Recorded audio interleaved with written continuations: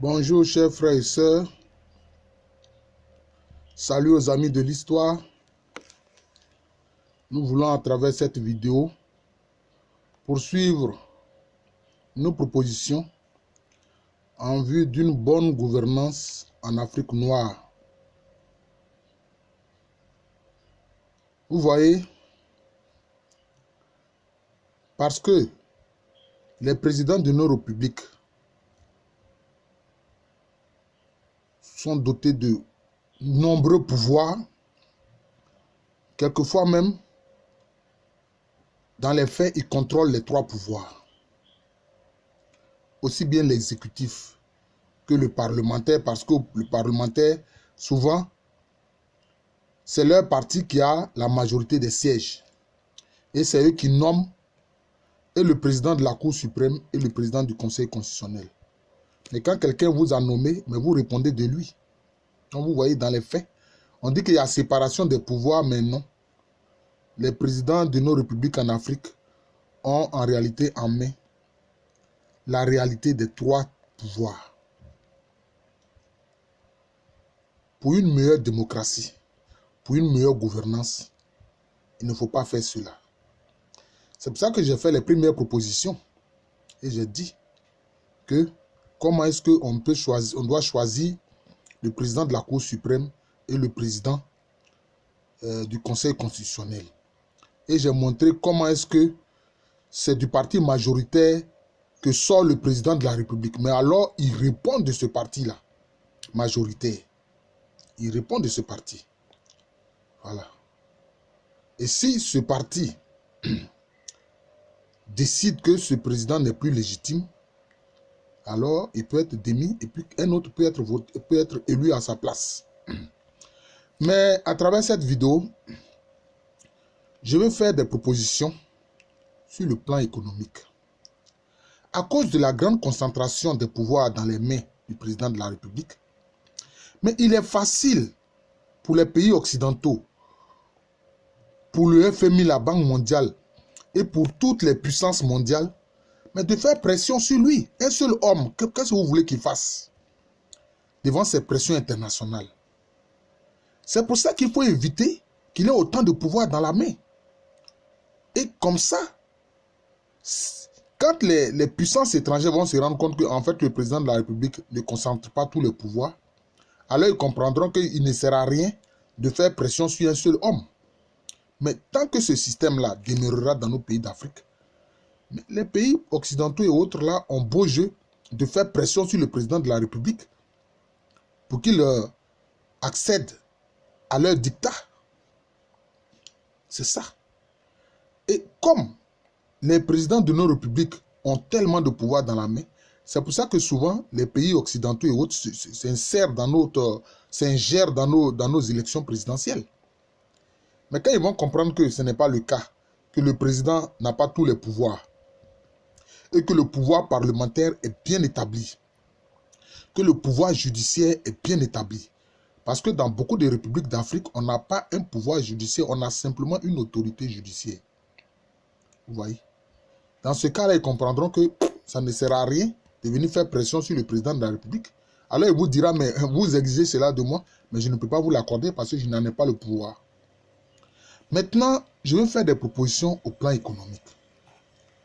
Mais justement, à cause de la concentration du pouvoir dans les mains du président et de son gouvernement, mais les marchés publics sont passés quelquefois de gré à gré. Quelquefois, des ministres du gouvernement accordent des marchés sans vraiment une enquête approfondie sur la capacité de l'opérateur économique à satisfaire la nation à propos du marché qu'on lui concède. Voilà, c'est tout ça qui fait problème. C'est pour ça que moi je fais la proposition suivante. Il faut toujours une commission parlementaire associée à une commission judiciaire dans la passation des marchés publics. Évidemment, dans cette commission, on fait appel aussi aux techniciens en la matière, c'est-à-dire aux experts en la matière. Voilà. qui sont du ministère, mais qui peuvent aussi être de cabinets privés. Et c'est ainsi que cette commission va examiner les entreprises qui postulent à un marché public. Et alors cela se fera dans la transparence. Parce que là, je ne sais pas comment on va corrompre toute cette commission-là, comprenant des parlementaires, des magistrats, des techniciens du ministère et même des experts privés. Vous voyez? Ce sera un garde-fou sûr dans la passation des marchés publics. Maintenant, autre chose. Dans l'exploitation des ressources naturelles, exploitation de l'or dans une région, exploitation du pétrole dans une région, exploitation du manganèse dans une région, il faut que des textes prévoient que les habitants de la région, je prends un exemple banal, si dans une région A, on a découvert du manganèse, non seulement le maire de la zone, le président du conseil régional, mais la chefferie de la région et toutes les associations de la région vont donner des représentants qui vont aussi dire leurs vœux, leurs souhaits quant à l'exploitation, par exemple, du manganèse dans leur région. Parce que très souvent, nos populations ne gagnent rien dans cette affaire. Oui, mais c'est elles qui subissent les conséquences quand il y a des problèmes écologiques. C'est pour ça que d'ailleurs, dans les textes, il doit être écrit clairement que les habitants de la région, une part des revenus d'exploitation des ressources naturelles leur sont concédés. Ça peut être 10%, ça peut être 15%, mais cela leur est concédé. Voilà. C'est très important. C'est très important. Ainsi, alors, les populations vont adhérer à l'exploitation des ressources dans leur région. Vous voyez? Et pour les revenus générés par l'exploitation des ressources naturelles, évidemment, les sociétés étrangères qui ont la technologie, dès le départ, il est fixé ce qui leur revient par rapport à leurs investissements. Si c'est, je ne sais pas moi, 50% qu'ils ont par rapport à leurs investissements, on leur dit vous avez 50% sur une période donnée. Et cela est renouvelable. Voilà. Il y a une partie qui revient aux populations de la région et une autre partie qui revient au gouvernement. Bon, qui gère donc, disons, les finances. Voilà, ça va au trésor, disons, ça va au trésor national, au trésor public. Oui. Comme ça, il y aura une transparence dans l'exploitation des ressources. Il ne faut pas que ce soit seulement le gouvernement et les entreprises étrangères qui ont la technologie. Voilà. Mais il faut que des commissions puissent avoir un regard sur l'exploitation et sur les quantités exploitées. Sur les quantités exploitées. Parce que très souvent, ces entreprises étrangères-là font ce qu'elles veulent. Elles ne déclarent pas clairement les quantités exploitées. Vous voyez? C'est cela. Et c'est ça qui fait problème. Autre chose. Pourquoi est-ce que pour commencer une activité économique dans nos pays, on demande une kyrielle d'autorisation? Autorisation du ministère, de différents ministères, autorisation des mairies, etc. Non. Ce n'est pas juste de faire cela. Parce que, quel est le but de ces autorisations? En fait, quand quelqu'un veut installer une entreprise ou une activité économique, l'État attend deux choses de lui. Un, que cette activité soit sécurisée, c'est-à-dire que cela n'entraîne pas peut-être des dégâts au plan sanitaire, au plan écologique. C'est ça. Le premier élément. Le second élément, il faut qu'on s'assure que celui qui veut commencer cette activité économique-là s'acquitte correctement des impôts et des taxes. Mais si ce n'est que cela, on n'a pas besoin de toutes ces autorisations-là.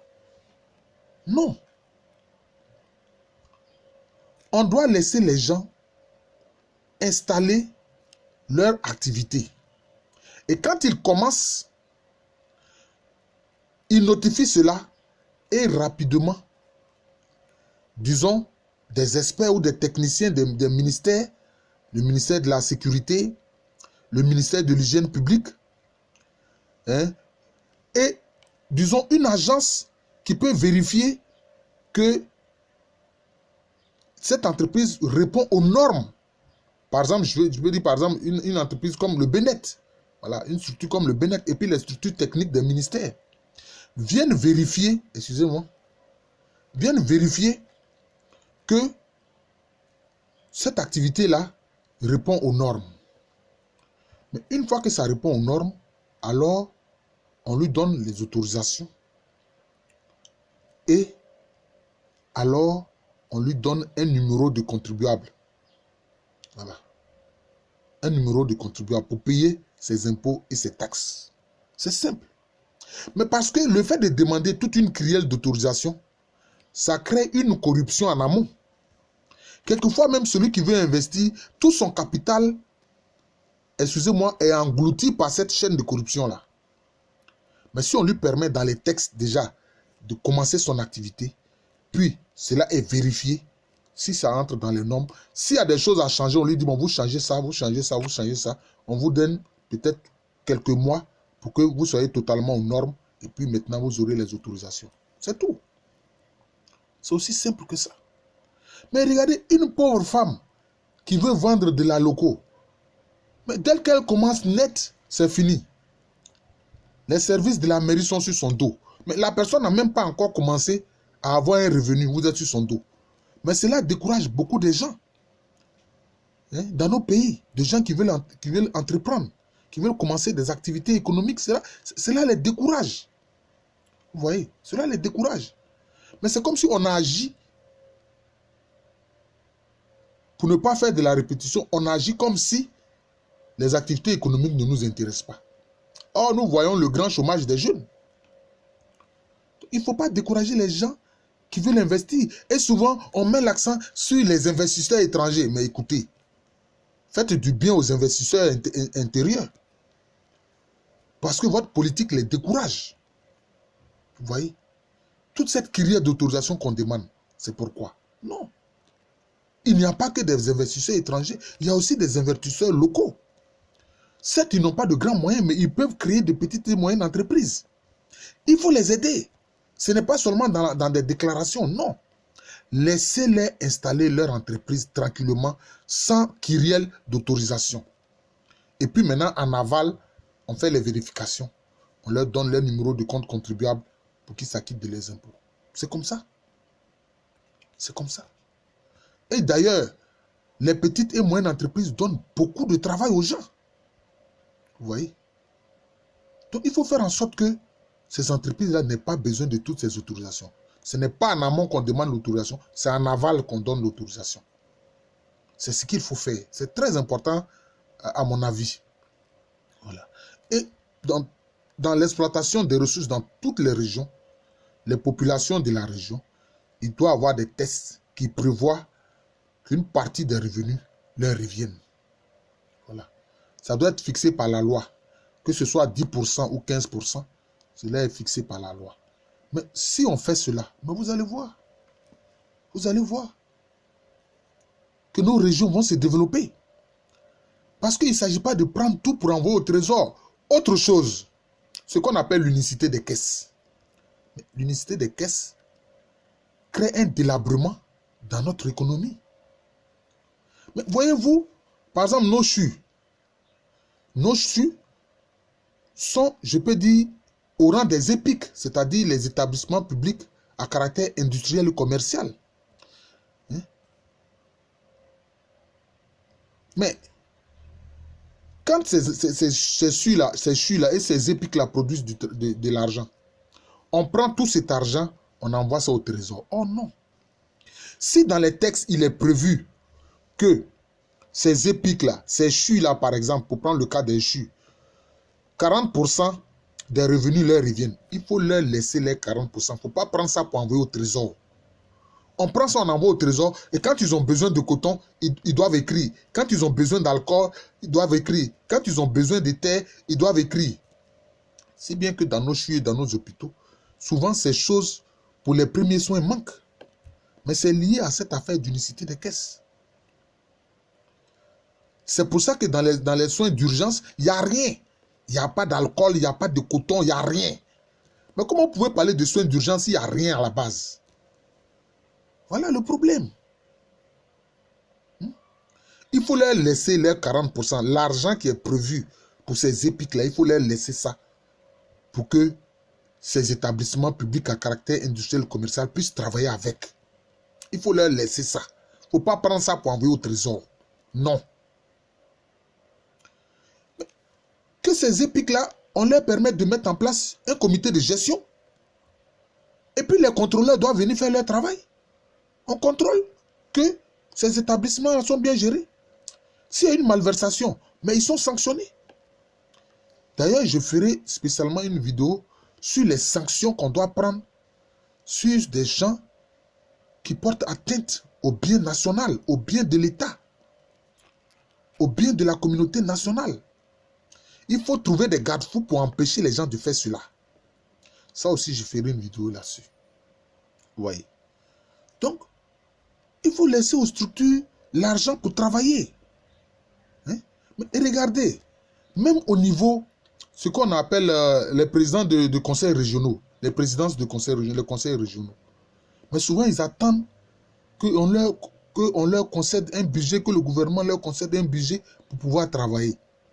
Et quand il n'y a pas l'argent, bon, ils sont là, comme ça.